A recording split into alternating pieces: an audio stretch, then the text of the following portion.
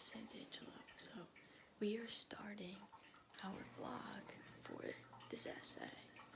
Just want you to know, I got my coffee brewing,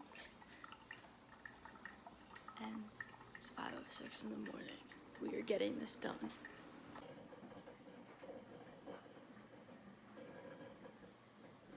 Well, as you can see, that coffee really didn't work that well.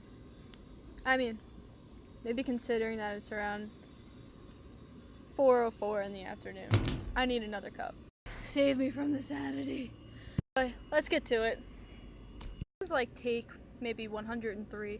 But in the short story Memento Mori, I believe that the two most important perspectives would be a psychoanalytic perspective as well as a archetypal perspective. This is because while doing research on the story, I learned that the Latin meaning to the title is Remember to Die. The hospital that he is currently staying at in the first section of the story has a white room, overwhelmingly white, from the walls and the curtains to be institutional furniture and bedspread. These different sections of the short story where Earl is placed in a hospital, an unknown room, a tattoo shop, a motel room, and a car. He tends to receive notes from his past self reminding him of his locations and what activities he's supposed to do during that time period before he loses his memory 10 minutes later. Okay, let's take a breath. That was horrible. Ran inside about 20 times, and I forgot boiling water on the stove. Getting back into my essay. These reminders are in paragraph 13. As it is stated, this is your room, this is a room in a hospital, this is where you live now. Is paragraph 14, where it says, cigarette, check for lit one stupid, when he is reminded of his schedule. Given times where he is supposed to do things, as he forgets what he has done every 10 minutes. But when he looks at the clock, he realizes where he is in his schedule and continues from there. The only memory that Earl has is the death of his wife. What really stood out to me was when he was in the unknown room. What really stood out to me during this was the line that says, "Get up, get out right now, these people are trying to kill you." New day! Let's get into it. This quote really stood out to me because of his psychological background. Behaviors reveal that he's mentally unstable because of the murder of his wife. The narrator helps him find and solve who the murderer is after his memory is lost every 10 minutes. The writer's psychology affects a person's response to the writer's work by needing to acknowledge that the author is writing in first-person perspective, making it difficult to understand who is speaking and in what perspective they are speaking in, whether it be present Earl or future Earl. Whew, it is hot in here. Okay, so actually I had to move to my dad's truck because there's landscapers outside and you can't hear me. Anyway, getting into the archetype perspective, I believe that point of view, personification, and symbolism are used to portray the theme of how an individual's truth is dedicated by their memory as well as how a person's identity is shaped by their perception.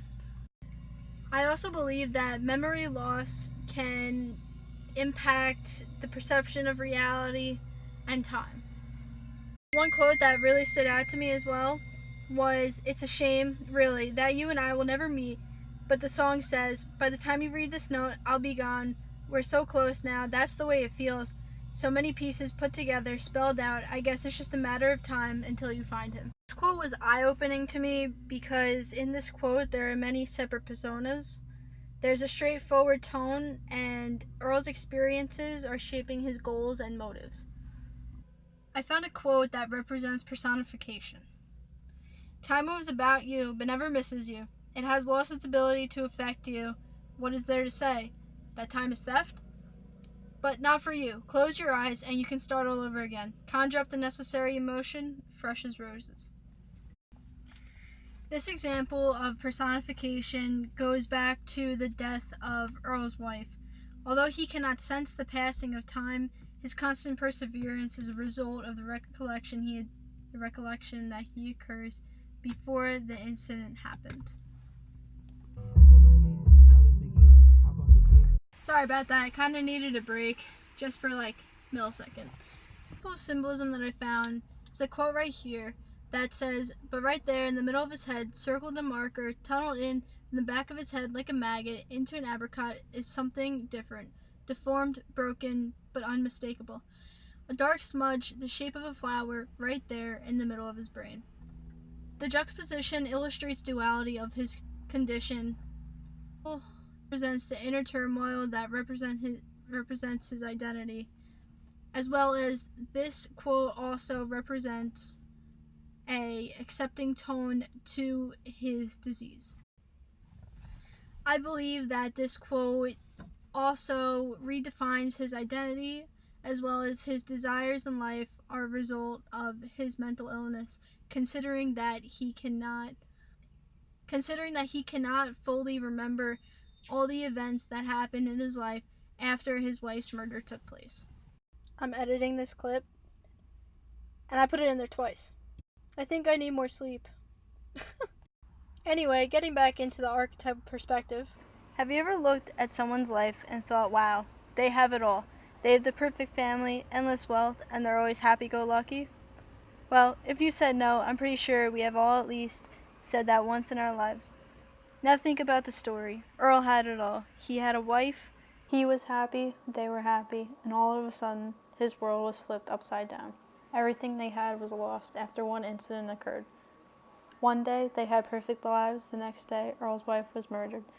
And now, he suffers from chronic memory loss. This story shows how his life changed for the worse, and now all he can remember is the death of his wife. It may be good that he only remembers every so often, but some people never forget what the truth was and what really happened. The nature of the relationship between Earl's memory and perception of reality, as well as the psychoanalytical perspective, reveal the overall tone of the story. And a little bit of a side note, I am so very sorry for this being late, and I hope it meets your standards.